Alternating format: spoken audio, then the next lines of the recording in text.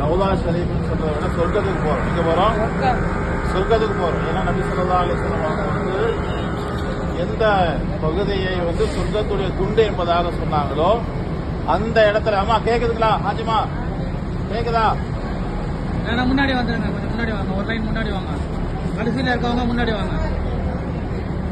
ரசூலுல்லாஹி ஸல்லல்லாஹு அலைஹி வஸல்லம் அவங்க எந்த பகுதியை சொர்க்கத்துடைய துண்டு என்பதாக சொன்னாங்களோ அந்த இடத்துக்கு நம்ம போக போறோம். இன்ஷா அல்லாஹ் கியாமத்துடைய நாளில ஹதீஸ்ல வருது, முழு உலகம் அழிஞ்சு போயிடும். கியாமத்துடைய நாளில முழு உலகம் அழிஞ்சு போயிடும்.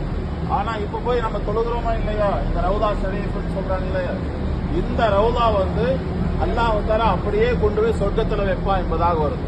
இதை கொண்டு போய் அப்படியே சொர்க்கத்துல கொண்டு போய் அல்லாஹ் தஆலா வச்சிருவான். அதனாலதான் நபி ஸல்லல்லாஹு அலைஹி வஸல்லம் இது சொர்க்கத்துடைய ஒரு துண்டு என்பதாக சொன்னாங்க.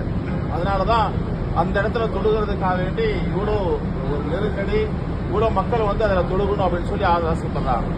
அதனால இப்ப நம்ம அல்லாஹ் தஆலாவுடைய பெரிய பாக்கியம், அந்த இடத்துல நம்மளை தொழுகக்கூடிய பெரிய பாக்கியத்தை அல்லாஹ் தஆலா கொடுத்திருக்கிறார். அதனால அந்த இடத்துக்கு போறதுக்கு முன்னாடி அந்த இடத்துடைய கண்ணியம் நம்முடைய உள்ளத்துல வரணும். நம்ம எப்படிப்பட்ட இடத்துக்கு போறோம் அப்படின்னு சொல்லி. சொர்க்கத்துக்கு போறதா இருந்தா சாதாரணமான விஷயமா அது? அந்த சொர்க்கத்துடைய ஒரு துண்டுக்கு நம்ம போக போறோம், அங்க போய் தொழுக போறோம். நபிகள் நாயகம் ஸல்லல்லாஹு அலைஹி வஸல்லம் பாதங்கள் பட்ட அந்த புனிதமான அந்த பூமிக்கு நம்ம போக போறோம் அப்படிங்கிற அந்த கண்ணியம், அந்த மதிப்பு நம்முடைய உள்ளத்துல இருக்கணும். அதனால இன்ஷா அல்லாஹ் நம்ம உள்ள போறதுக்கு முன்னாடி அந்த பள்ளிவாசலுடைய அந்த ஒழுக்கங்கள் என்னென்ன இருக்கோ அந்த ஒழுக்கங்களை பேணி நம்ம இன்ஷா அல்லாஹ் உள்ள போறது. உள்ள போய் இந்த ரவுதால வந்து 2 ரக்காத் தொழுகிறது இருக்கு, ரொம்ப சிறந்தது. போன உடனே தஹியத்துல் மஸ்ஜிதுடைய காணிக்கை 2 ரக்காத் அப்படிங்கிற அந்த அடிப்படையில் இன்ஷா அல்லாஹ் 2 ரக்காத் நஃபில் தொழுதுக்கோங்க. அந்த உங்களுக்கு எங்கெல்லாம் தொழுகக்கூடிய மேக்சிமம் ரொம்ப நேரம் கொடுக்க மாட்டாங்க, ஒரு 5 நிமிஷம் 10 நிமிஷம் தான் உள்ள இருக்கிறது விடுவாங்க. அதனால அந்த வக்துக்குள்ள எவ்வளவு உங்களால தொழுக முடியுமோ இன்ஷா அல்லாஹ் தொழுதுக்குவாங்க. நஃபில் தான், நீங்க எது தொழுதாலும் நஃபிலான தொழுகை தான். அதனால நஃபிலான தொழுகைகள் எவ்வளவு தொழுக முடியுமோ இன்ஷா அல்லாஹ் தொழுதுக்குவாங்க. தொழுதுட்டு நபி ஸல்லல்லாஹு அலைஹி வஸல்லம் உங்களுக்கு சலாம் சொல்றதுக்காக எழுதுவாங்க. இப்ப யாருக்கு முன்னாடி நம்ம போறோம், யாருக்கு முன்னாடி நம்ம போய் நிக்க போறோம் அப்படின்னா, ஒரு இறந்து விட்ட நபிக்கு முன்னாடி நம்ம போகல. ஹயாத்துன் நபி சொல்லுவாங்க. அவங்க யாரு?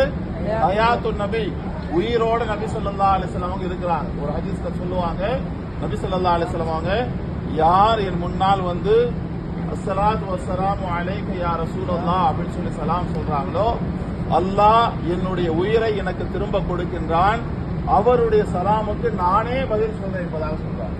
அவங்களுடைய சலாமுக்கு ரசூலுல்லாவே அவங்களே என்ன செய்யறாங்க? பதில் சொல்றாங்க.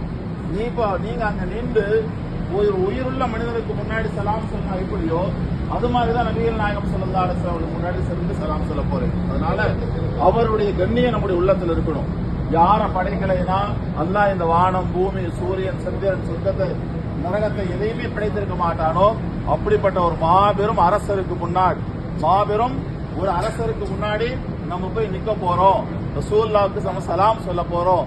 என்னுடைய சலாத்தை கேட்டு ரசூலுல்லாஹ் பதில் சொல்ல போறாங்க அப்படிங்கிற அந்த ரசூலுடைய கண்ணியம், அந்த மதிப்பு, மரியாதை நம்முடைய உள்ளத்துல இருந்து அந்த அதபோட சொல்லுவாங்கல்ல, ரொம்ப ஒழுக்கத்தோட, ரொம்ப பராமுகமா இருக்கக்கூடாது, அதபோட ஒழுக்கத்தோட அங்க நின்று என்ன செய்யணும்? சலாம் சொல்லணும். எப்படி சலாம் சொல்லணும் அப்படிங்கறதையும் நான் சொல்லி கொடுத்தேன். அஸ்ஸலாத்து வஸ்ஸலாமு அலைக யா ரசூலல்லாஹ், அஸ்ஸலாத்து வஸ்ஸலாமு அலைக யா ஹபீபல்லாஹ், அஸ்ஸலாத்து வஸ்ஸலாமு அலைக யா காத்தமன் நபியீன், அஸ்ஸலாத்து வஸ்ஸலாமு அலைக யா ரஹ்மத்துல் லில் ஆலமீன். இது மாதிரி உங்களுக்கு என்ன சலாத்து தெரியுமோ ரெண்டு என்ன செய்யுங்க? ரசூலுல்லாஹ்வுக்கு சலாம் சொல்லுங்க. அடுத்து ரசூலுல்லாஹ் சலாம் சொல்லிட்டீங்கன்னா கொஞ்சம் ஒரே ஒரு ஸ்டெப் நகர்ந்து நின்று என்ன செய்யணும்? ஹஸரத் அபூபக்கர் சித்திக் ரலியல்லாஹு தஆலா அன்ஹு அவங்களும் ரசூலுல்லாஹ்வுக்கு பக்கத்துல என்ன செஞ்சிருக்காங்க? அடக்கமாக இருக்காங்க. அதனால அபூபக்கர் சித்திக் ரலியல்லாஹு தஆலா அன்ஹு யார்? அவங்களை பத்தி நமக்கு தெரியும். ரசூலுல்லாஹ்வுடைய மாமனார். அது மட்டும் இல்லாம நபி ஸல்லல்லாஹு அலைஹி வஸல்லம் அவங்களுக்காக வேண்டி அத்தனையும் தியாகம் செஞ்சவங்க. எல்லா மக்களுமே போயிருந்த போது அவங்க மட்டும்தான் உண்மை என்பதாக சொல்லி சித்திக் அப்படிங்கிற நல்ல பெயரை எடுத்தவங்க அபூபக்கர் சித்திக் ரலியல்லாஹு தஆலா. அவங்களுக்கு முன்னாடி நம்ம நின்று சலாம் சொல்ல போறோம். அப்ப என்ன செய்யணும்?